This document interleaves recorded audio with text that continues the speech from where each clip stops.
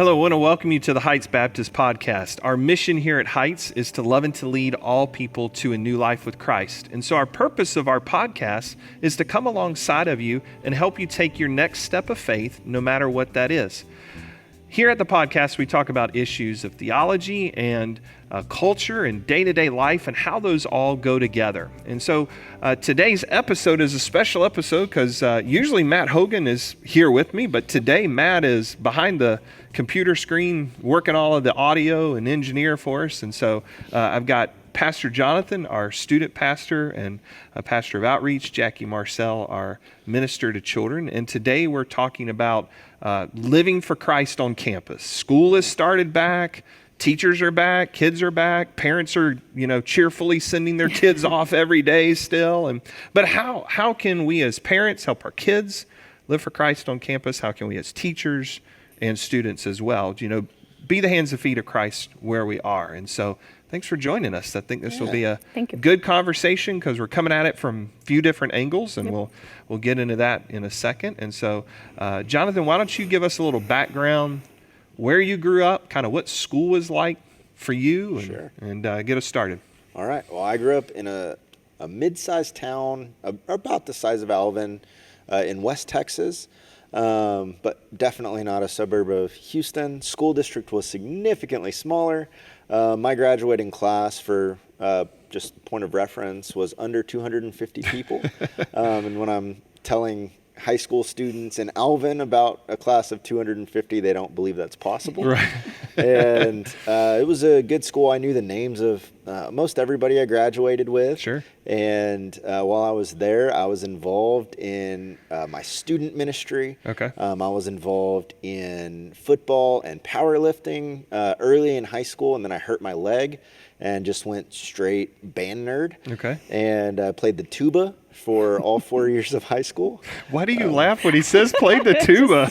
It's not that funny. It's an image. It's an image. I'm sorry. I used to pick up weights and then I pick up the tuba. Pick up the tuba, the heaviest of the instruments. Yes. So played the tuba and really enjoyed that. And there was this culture in our school where there weren't a lot of Christian clubs or anything like that. But the different student ministries from around town, from the different gospel-centered churches in Big Spring, all kind of had their own little pockets. And so if you were at a football game in the stadium, or if you were at lunch in the cafeteria, you would kind of see these different groups of really youth ministries that were gathering together. Yeah. And it was something that really helped me in my faith along the way. Okay. And I loved it. It was great. That's awesome. Yeah. All right. Jackie, any musical instruments? No musical instrument. No tubas here. No. Well, I did try the piano at some point, but that didn't stick. But, Notice how he didn't laugh at you when you said the piano. No, sorry. But he said tuba. Tuba, yeah. So I grew up in Houston, South Houston, so elementary school off Telephone Road. Okay. Junior high, moved over to a magnet school off Allen Parkway downtown. Okay. So that was a kind of a culture change.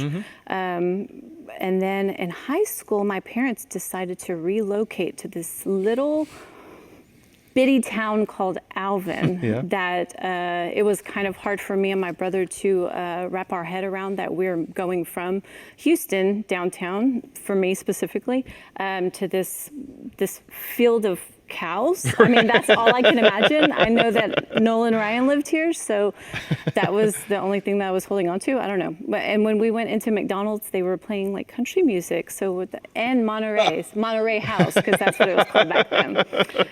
So it was a huge change. Little change, sure. So it was in little. Yeah. So I received Christ when I was younger, but walking through those different schools, I was not, they were a lot bigger than what Jonathan was speaking of. I did have my group of friends, but they were not Christians. So when I got to Alvin, still Christian and trying to walk the walk, but Yeah. a little bit harder because I was not connected. We did go to church, but we weren't connected. So I was never a part of a youth group or anything like that. So the desire was there, but the opportunity, I did not see the opportunity. So, but I do think back then when I went to high school, there was Christian clubs and stuff like that, but it was nothing that that I found myself falling into. And I was not in band, but I was in cheer and gymnastics and all of that stuff. So I did have my groupings, Right. and I did do that, but it wasn't with a Christian organization. Okay, cool. Yeah. So I have no musical abilities. We'll just clear that right off the table. So stand near me on Sunday morning. I struggle to clap on rhythm. I just clap really at random times whenever I want to, you know. Nice. But growing up, so I grew up public school, kind of same as you guys all the way through. Grew up in Raleigh, North Carolina, which obviously is a major city. So my graduating class, I think, was a couple thousand, like 2,000 or something like that. Yeah. So going back to reunions, I have no interest in high school reunions because it's like I know half of you people back then. Like, why am I going back 25 years later and be like, who are you now? So, but saved at 14. Very active in church, very active in youth group. Our youth group was like 4 people, like the youth group. So, Nice. Middle school, high school, we have 4.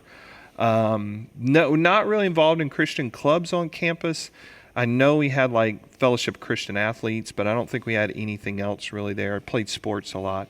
I would not have considered myself, looking back now, intentionally living for Christ on campus.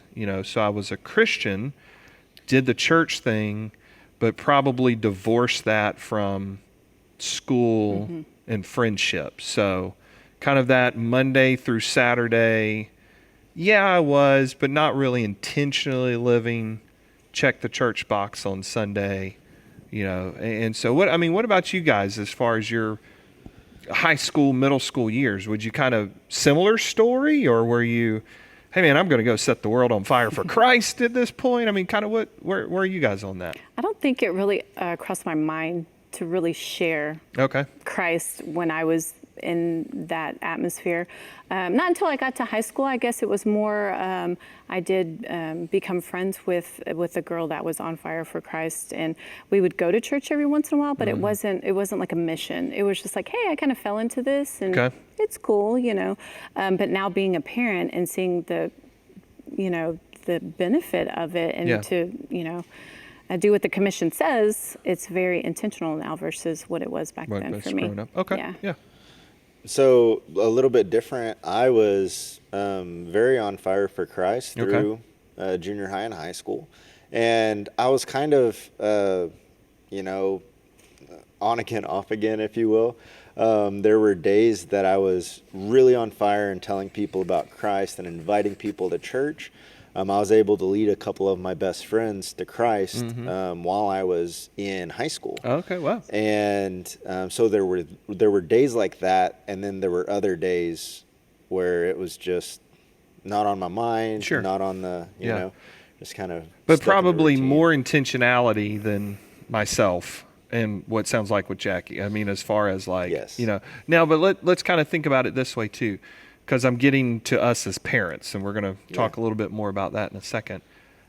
My parents were more like, let's go to church, but then we didn't talk a lot about it in the home, right? On an ongoing basis. Kind of quickly, what was was it more talk about it a lot at home, or? No, it was go to church on Sunday and then go home. Okay. I mean, we prayed, of course, Sure, but it wasn't an intentional mission. To share, yes, always do right, live by, but not share that. Okay. So. Okay. And then mine, my dad being a pastor, our home was saturated with the church and with all things Christ. Right. And it was a big deal to our family to be gospel-centered and to have that biblical worldview that impacted really everything that we encountered. And so there were days that were good, like I said, and then days not so good. Yeah. But definitely a different culture than what y'all were talking about. Right. Just because my parents really were trying to be very intentional about the direction that we needed to go. Okay, so let's kind of talk about that intentionality now then as parents. Yeah. Because I think that is important because that, my upbringing, good, solid, Right. great parents, Christian parents, but not really probably as intentional as here's how you share or here's how you handle that situation that way. But now I think that has influenced me as a parent on how to maybe do some things differently, with my son. Yeah. And so you've got 4 and ranging from elementary to, sophomore in high school. Mm-hmm. So 1 elementary, 2 junior high, 1 high school. Right. Say that correctly? Yes. You have a 2-year-old. 2-year-old. Yes. Which isn't going to be long That's right. before she's right there as well. That's right. So from a worldview perspective, we want to help our kids have a Christian worldview. Yes. And so, Jonathan, I know you guys in the student ministry just talked about this recently. Just very simply, what's a worldview? Yeah. So simply put, a worldview is the lens that you view culture and the world around you. Okay. It influences your perspectives on things like morality, and it's the basis or the grounds for how you answer life's questions. Yeah. Why are we here? What's our purpose? Why is there bad stuff that happens? And things like that. So there are a bunch of cultural worldviews that are constantly sending messages to our kids and to our students. But when it comes to a biblical worldview, that's where we believe that God has given us His Word that pertains to really everything about life and godliness. So the biblical worldview is where we get our sense of morality. It's where we answer life's difficult questions. Yeah. And it's the foundation for the Christian faith. Okay. All right, good. All right. So, Jackie, I'm going to come to you as a parent, and then you and I are going to answer this one, and then Jonathan, I'm going to come back to you with a student question. For sure. But thinking of the worldview, all right, so we want to help others, and we ourselves want to see the world through the lens of Christ and Scripture. So as a parent, and I know you've got various levels, again, from elementary to high school. How are you helping your kids in school navigate social issues through the lens of Christ? Like, what are some things you and Kenny do, or just what some practical helps we could give folks? Okay. As from thinking through all of this, from my 4th grader to my 10th grader, I would have to say it started when they were little. I mean, before they even got into school, because we were very intentional about being at church, making sure that they went to their life groups, they enjoyed coming to church and worshiping and all of that. So laying that principal foundation of truth for them. And it was so, like Jonathan was saying, they were so saturated in it that they didn't know any different. So when they started getting into school, just basically equipping them that they can share, and being a model for that, right? So usually when you have your kiddos around you 24/7, which I was a stay-at-home mom for a long time, they saw what I did. So if they went out and they saw somebody, they invited them to our life group. I mean, to our play group, actually. And in that, we were able to share Christ. So then as doing that when they were little and then getting into school, they did that. It was just normal to them that when they got their friends, we have this event going on at church, come watch, come over and hang out with us, or Sunday morning or any of that. So that's one way that we did it, that it was, it's just embedded in their foundation, and that's how they share. And then also being very intentional on each one of my kids have their testimony, right? So being able to share that within our home setting, but then it makes it easier as we do that often that they can share it in the school setting. So I think it just making it very natural for them, and it just comes naturally when they're in their school environment as well. Okay. So Yeah.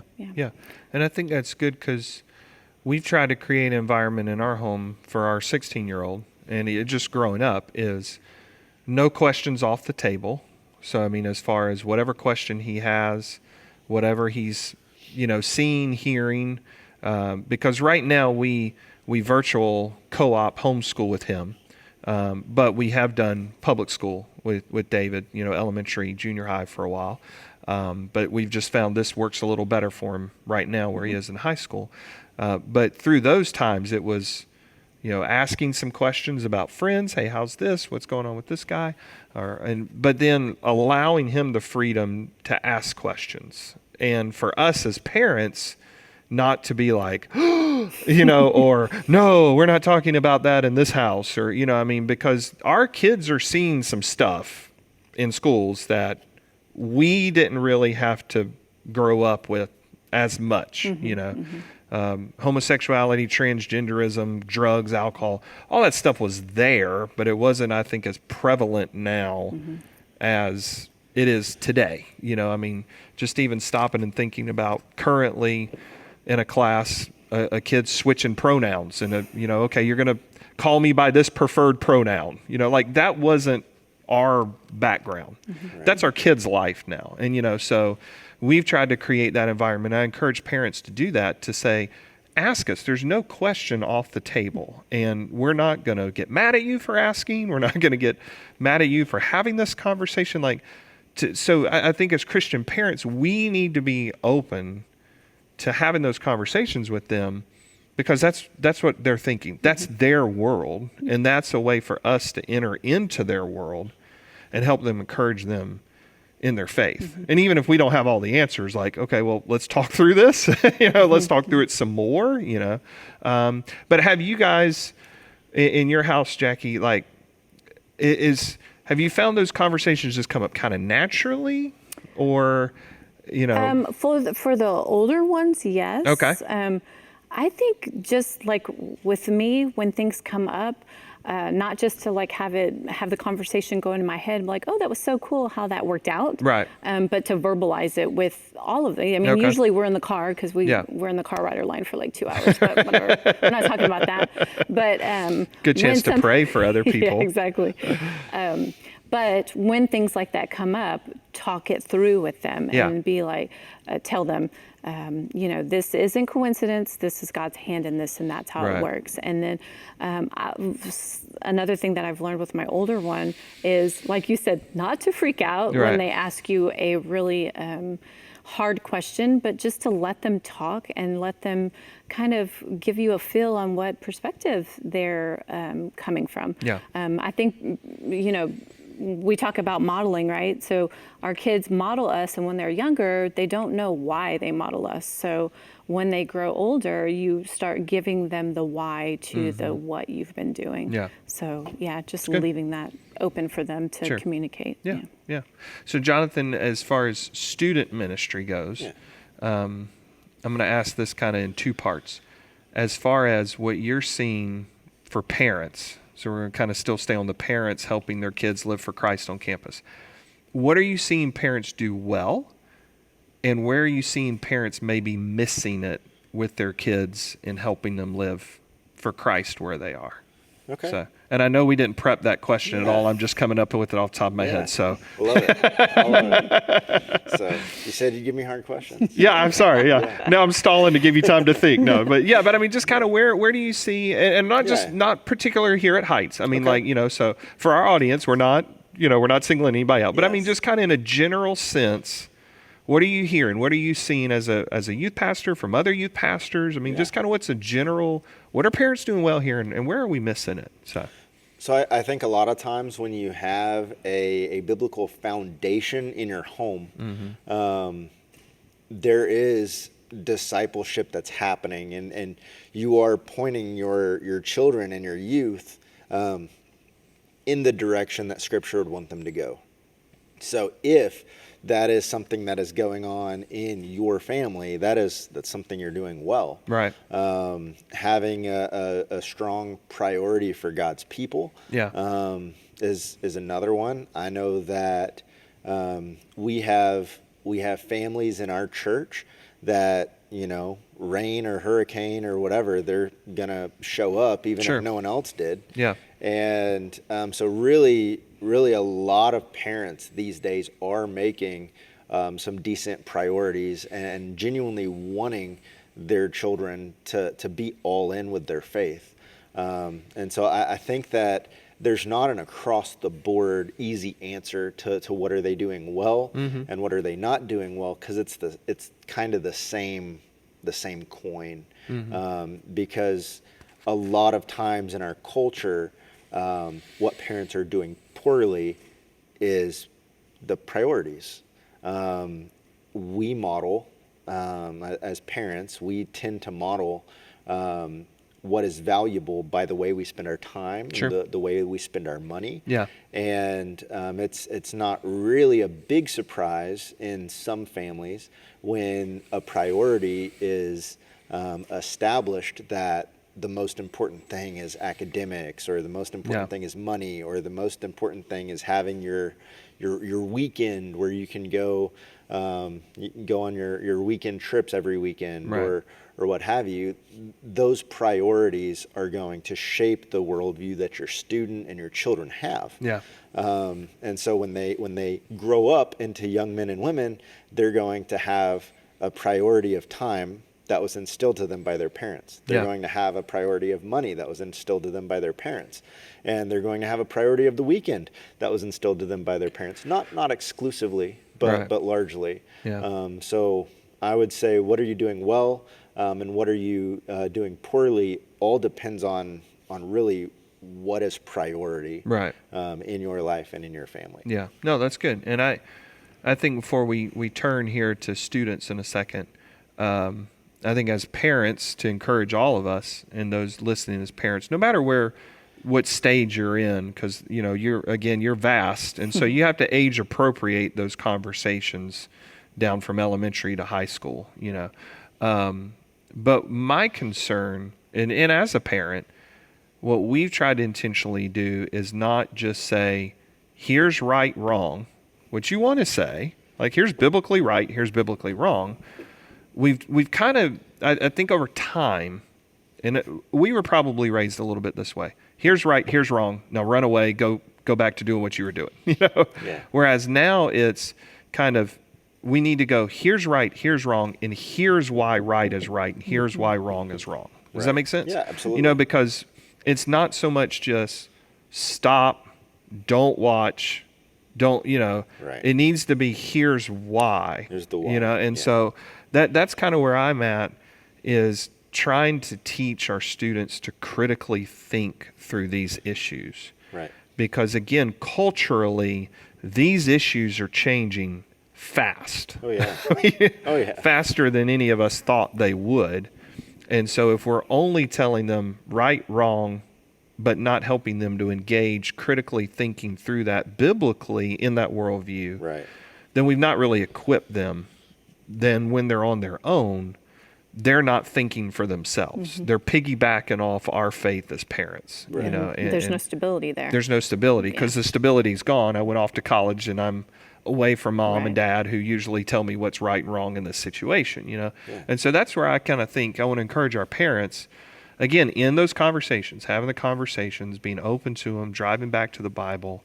But just, and I think you said it well, Jackie, it's kind of just through life, as it comes up. I mean, we don't intentionally set our 16-year-old down and like, okay, it's Monday night at 8:00 and let's talk about this today. I mean, here's today's topic, no drugs, and here's why. I mean, we don't have charts and graphs prepared. I mean, but it's as life is happening, as we're listening, he's bringing things up, we're asking questions, it's that kind of ongoing dialogue, I think is what you were referring to earlier. So, well, good. So let's shift from parents and kind of talk to students real quick. So for any of our students listening, how they can live for Christ on campus. Because, as I share my background, I missed it. I didn't as a, and I wear that with a little bit of shame that I had some friends that knew I was Christian, but I certainly didn't model and live that right, all those years ago. So I would love to go back and redo that. But I'm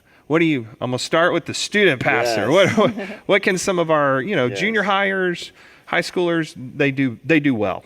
So I think that one of our strategies as a student ministry is to try to help students view where they are, their cultural context, as a mission field. They are going to be surrounded by people that have different views and different perspectives. than them.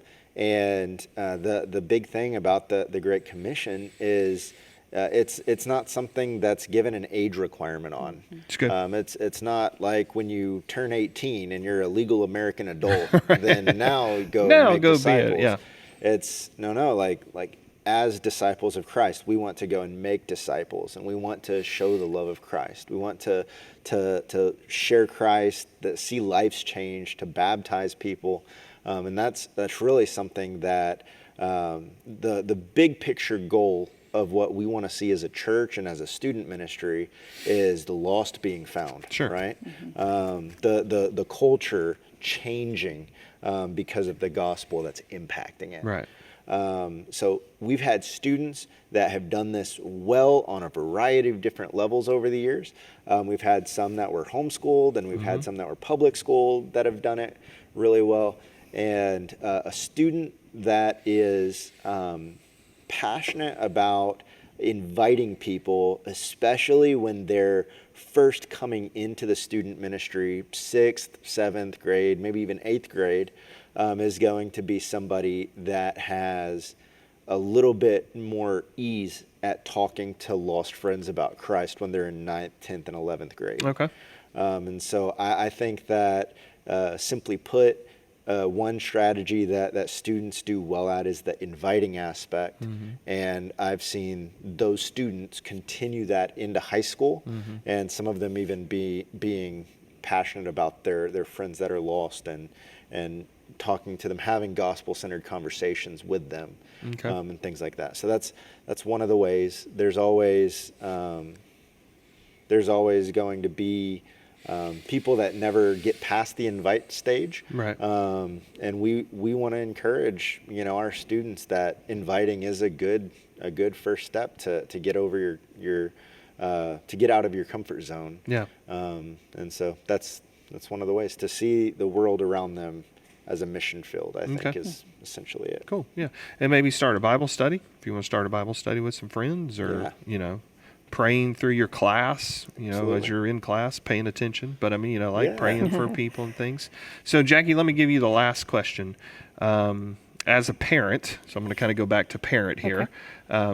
You're, again, various levels, elementary, high school. How can you, or how have you encouraged teachers? So how can folks encourage teachers during this time? Because being a teacher right now, I'd be like, nope. You thought being a pastor was hard? I'm not going to be a teacher. I mean, because they're just their world's getting tougher. And so how can we not be? And you're not one of those parents. Like, how can you not be the Karens? But like, how can you?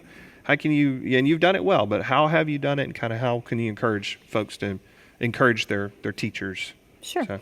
So as a stay-at-home mom for so many years with the kiddos, I had the availability to be everything for my kids when it comes to school. Any PTO, volunteer, anything that anybody ever needed, I was always there. One of the choir teachers from the elementary would call me the Marcel mobile, because not only did I pick up and drop off my own kids, I had the other kids as well. Right. So I think just like intentionally being involved is a huge step to encourage the teachers, because then they know that they're not alone, and that they're walking alongside you as their primary teacher of the children. Being available for that. Also, praying over the teachers, huge. Knowing that you're not the Karen, right? So I know I was talking to somebody before about how teachers, sometimes you get, hey, little Johnny did this. And from a mindset of a parent, little Johnny would never do that. Have you met little Johnny before? So just having, showing grace, to the teachers, and being available to receive what they have to say, and then, draw your own conclusion, not from what your child is saying, but from the knowledge that you're gaining. The biggest thing that I can say is just going alongside the parent, the teacher and your child, and just supporting them that way. And I do have to share, when we were at Meet the Teacher this last week, lots of kids, lots of activity going on, and I had another parent come to me, and she was so excited, and she was like, "Yay, are you ready for PTO?" And I looked at her and I was like, no, like that was the last thing in my mind that I was doing. It was offering to be on PTO, group. But I went back and I was like, what was I thinking? I'll tell you what I was thinking. I was thinking that this is my 12th year at this elementary school. Yeah. I am tired. Yeah. Now I have the PTOs from each school, but for cheer and for choir and for the, but then I went back and thought, well, wait a second, this potentially is my mission field. And the fact that I can use PTO as a tool to come alongside the teachers and just give them support and encouragement and stuff like that. Good. So that's my main take on it. So get involved when you can, when you're, intentionally get involved, whether PTO or I know sometimes during the year they do various things and, activities. So maybe that way, praying, obviously. I would say when I used to teach, like, anytime a gift card showed up, that was a good day, or, a plate of cookies or something like that. Sonic drink. Yeah, I mean, even as a pastor now, if cookies show up randomly in my office, hint, hint to our podcast listeners, but those things, those are practical little ways. It doesn't, I think sometimes we always think like, oh my gosh, there's got to be this big thing I need to do. No, just, little steps can really encourage. And by that point, they know who I am. They know what church I go to. They know where my foundation lies. You know, you go in the school and you have a Love and Lead shirt on, and that's an opportunity to you yourself, share. So it's fun. Good. All right. Anything else? Concluding thoughts? Yeah, I would say in kind of that same thing, give your teachers, your students' teachers grace. Yeah. They're human beings. Yep. And as we've already talked about, your students are taking in everything that you say about their teacher, and they're going to oftentimes treat their teacher the way that you talk about their teacher. That's good. And so even when the teacher's not in the room, give the teacher the courtesy of the respect of they're having so much time with your student, and so just treat them well, talk about them well, don't dwell on the negatives, because they're flawed human beings the same as you, and so just treat them well and with respect, and hopefully that will instill in your student as well. That's excellent. Well, very good. Well, I appreciate you guys helping out with that. I think that was a good discussion. So, and we want to encourage you just to live for Christ where you are on campus, in your home, in your workplace.